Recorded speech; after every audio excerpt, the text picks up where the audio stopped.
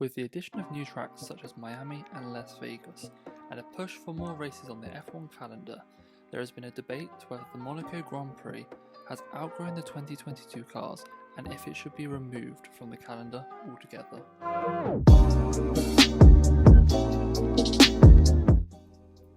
McLaren CEO Zak Brown has said recently, "I think Monaco needs to come up to the same commercial terms as other Grand Prix and maybe needs work with ways that they can adapt their track because as our cars have become bigger, the racing has become more difficult."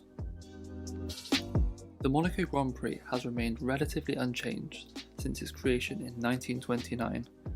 Although it is known for the lack of action and overtakes, it is still one of the most anticipated tracks on the calendar. The results from the turbo hybrid era show it is typical for the pole sitter to go on and win the race. This has happened for the past 3 years as Charles Leclerc could not start the race last year due to binning it in quali. Let's look at the 2021 Monaco Grand Prix results. Last year, Monaco saw only one overtake and this was on the opening lap, with Mick Schumacher overtaking Nikita Mazepin on the hairpin. As Bottas DNF'd, all cars behind him gained a position. As you can see, only 6 cars gained more than one position in this race, and this shows the lack of overtakes during the Monaco Grand Prix. So overtaking can happen at Monaco, although it's very limited. Here are some of the main ways where cars can pass at this tricky circuit. Rain. When it is raining, cars are more prone to making mistakes and often travelling a lot slower than normal. This makes overtaking around Monaco a lot easier. Another time you see a lot of overtakes is if there is a fast car starting at the back of the grid due to having to take a penalty or a grid drop to replace parts. Monaco is not the best circuit to take a grid penalty, but it may be the only option. If the car at the back of the grid is much faster than the cars in front, you will often see it overtake. One of the main ways that teams will look to gain positions on Sunday is to do a strategy and tyre degradation. This is not limited to Monaco as all tracks require this, but it is especially important around this tight track. The basics of strategy and tyre degradation are basically, each lap you do your car is going to be getting slower due to your tyres wearing until your next pit stop. This begs the question, how many pit stops should you do, what lap should you do your pit stop on, and what tyres should you use around Monaco? There are 2 main strategies in F1 that will help cars overtake. One is the undercut and the other is the overcut. Here is an extremely basic summary of an undercut. The blue car is faster than the red car, but it cannot get past due to the tight circuit of Monaco. The blue car will pit while the red car stays out. This allows the blue car to use its fresh tyre advantage while the red car is out on track on the older tyres. As you can see, the blue car will be able to catch up with the red car, and by the time that the red car is spent in the pits, the blue car will be out on the track using its fresh set of tyres, so when the red car comes out of the pits, it is behind the blue car and cannot get past again. Here is another basic representation of an undercut.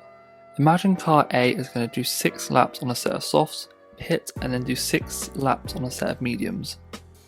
Car B is going to perform an undercut on car A. They will do this by pitting a lap earlier.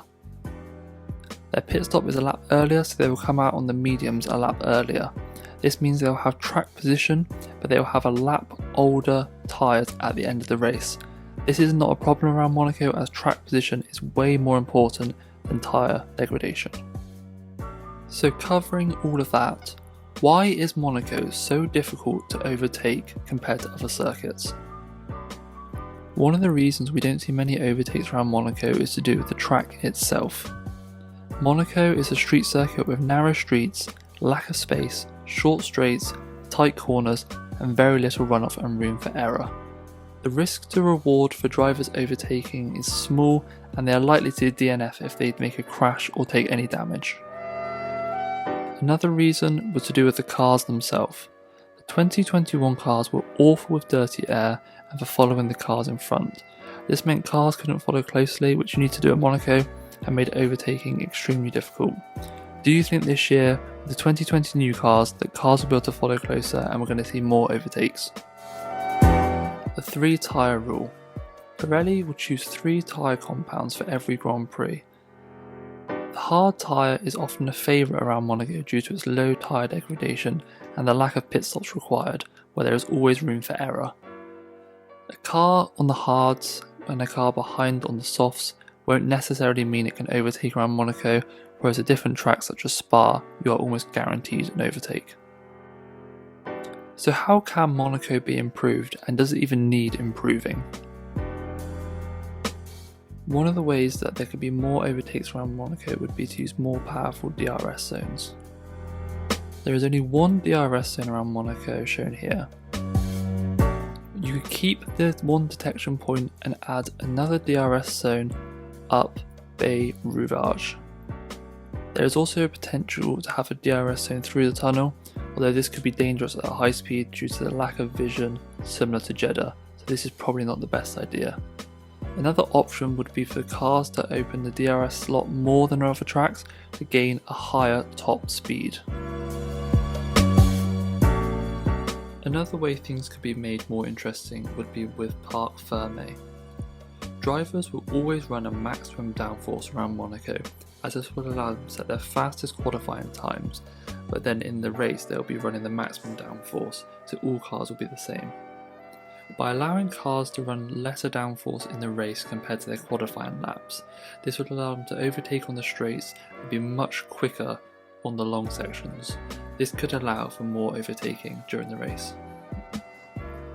Another option would be use a hypersoft tyre. This was suggested by Lando Norris during the 2021 sprint races to make things more interesting.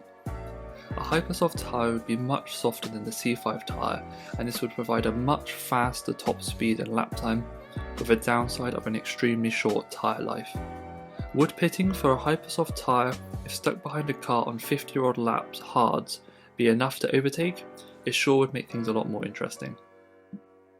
Another idea would be to use non-consecutive tyres. So instead of using a C2, C3 and C4, you could use a C1 tyre, C2 tyre and a C5, and this would provide a similar effect to the hypersoft. You could also make it a rule for Monaco that all drivers have to use all 3 tyre compounds, as this would make the strategy a lot more interesting. So overall, what do I think of Monaco?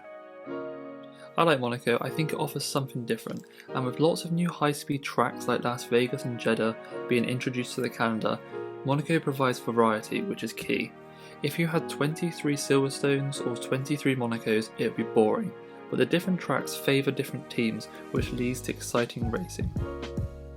Monaco makes Saturday qualifying the most important out of the whole calendar, and it's exciting on the calendar as drivers are essentially fighting for points on quali laps, as there is not much overtaking in the race. Let me know your thoughts on Monaco in the comments down below. Thank you again for watching until the end of the video. If you enjoyed this video, please consider liking and subscribing. It's free and you can literally change your mind at any point. There will be a lot more content coming this way soon. Thanks.